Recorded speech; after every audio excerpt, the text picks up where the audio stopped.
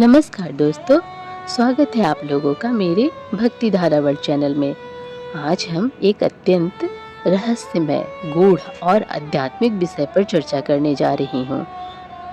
शीर्षक है, क्यों लगाते हैं भगवान शिव अपने शरीर पर भस्म।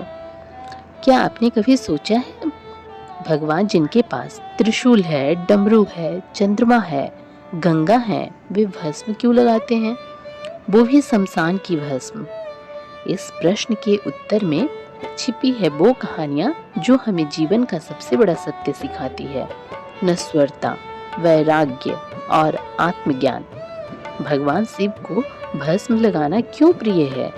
यह केवल एक धार्मिक आचार नहीं, बल्कि इसके पीछे अनेक पौराणिक कथाएं, आध्यात्मिक संदेश और जीवन के गहरे अर्थ छिपे हैं। आइए हम इस विषय को विस्तार से समझते हैं और शिवजी के इस अनोखे प्रतीक के पीछे छुपे रहस्य को जानते हैं।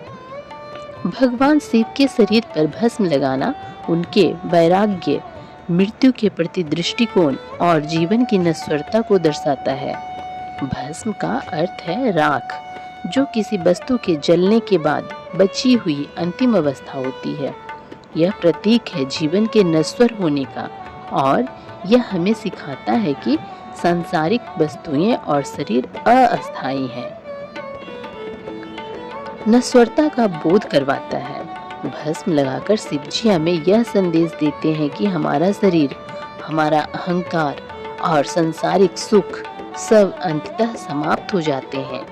इसलिए हमें अपने जीवन में माया मोह से ऊपर उठना चाहिए। भगवान शिव की भस्म हमें यह याद दिलाती है कि हमारा शरीर क्षणभंगुर है, पर आत्मा अविनाशी है। भस्म हमें सिखाती है कि अहंकार, मोह, माया सब जल जाने योग्य है। जब हम अपने भीतर की बुराइयों को जलाते हैं, तब हम शिव के अधिक निकट हो जाते हैं। पुराणों में कहा गया है कि भस्म लगाने से पाप नष्ट होते हैं। शिवजी के भक्त भी अपने माथे पर भस्म का तिलक लगाकर अपने पापों से मुक्ति पाने का प्रयास करते हैं। भगवान शिव के भस्म लगाने की सबसे प्रसिद्ध कथा जो है देवी सती से जुड़ी हुई है। देवी सती, शिवजी की पत्नी, ने अपने पिता दक्ष के अपमान से आहत होकर यज्ञ में स्वयं को अग्नि में समर्पित कर दिया था। तब शिवजी को यह पता चला तो वे अत्यंत दुखी और क्रोधित हुए। शिवजी ने सती के अजले हुए शरीर की भस्म अपने शरीर पर लगा ली। यह उनके प्रेम, त्याग और विरह का प्रतीक बन गया। इस कथा से यह पता चलता है कि शिवजी के लिए भस्म केवल राख नहीं, बल्कि प्रेम और शोक की अमिट स्मृति है। एक और प्रसिद्ध कथा है भस्मासुर की, जो शिवजी के वरदान का दुरुपयोग करने वाला असुर था। भस्मासुर ने शिवजी से वरदान प्राप्त किया था कि वह जिसके सिर पर हाथ रखेगा वह भस्म हो जाएगा। इस वरदान के कारण वह शिवजी को भी मारने लगा, लेकिन अंत में विष्णु भगवान ने मोहिनी रूप धारण कर उसे छल से भस्म कर दिया। यह कथा बताती है कि शक्ति का दुरुपयोग विनाश का कारण बनता है और शिवजी भस्म के माध्यम से विनाश और पुनर्जन्म दोनों के प्रतीक हैं।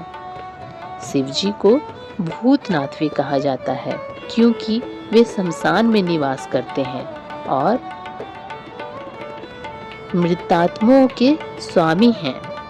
वे भस्म लगाकर यह दर्शाते हैं कि वे जीवन और मृत्यु दोनों के पार हैं। यह उनकी सर्वव्यापकता और सभी जीवों के प्रति समान दृष्टिकोण को दर्शाता है। भस्म जीवन की नश्वरता की याद दिलाता है। यह हमें सिखाता है कि संसार में कुछ भी स्थायी नहीं है, हर चीज का अंत होता है और अंत में सब कुछ भस्म में परिवर्तित हो जाता है। इसलिए हमें अपने रूप, रंग या सांसारिक चीजों पर अहंकार नहीं करना चाहिए।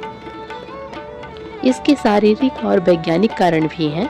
भस्म शरीर के रोम छिद्रों को बंद करता है, जिससे गर्मी या सर्दी का प्रभाव कम होता है। शिवजी के निवास कैलाश पर्वत के कठोर वातावरण में यह उपयोगी होता है। योग साधकों द्वारा भी भस्म का प्रयोग किया जाता है, जो शरीर और मन को शुद्ध करता है। भस्म का सांस्कृतिक और धार्मिक महत्व भी है। शिवलिंग पूजा में भस्म का तिलक अनिवार्य होता है। यह भक्तों को पवित्रता, संयम और शांति का अनुभव कराता है। इस प्रकार शिवजी के शरीर पर भस्म लगाना जीवन के नश्वरता, पापों के नाश, विनाश और पुनर्जन्म के चक्र का प्रतीक है। साथ ही यह उनके रहस्यमय और योगी स्वरूप को भी दर्शाता है। भगवान शिव का भस्म लगाना जीवन, मृत्यु, प्रेम, शोक, पापों के नाश और योगी वैराग्य का गहरा प्रतीक है।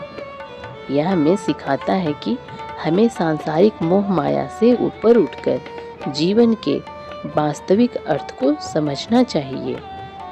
शिवजी के भस्म में छुपा संदेश आज भी हमारे लिए उतना ही प्रासंगिक है जितना हजारों वर्ष पहले था। आइए इस सावन या इस जीवन में हम भी शिव की तरह भस्म को अपनाएं। भस्म अपने मस्तक पर नहीं, अपने भीतर के अहंकार पर लगाएं।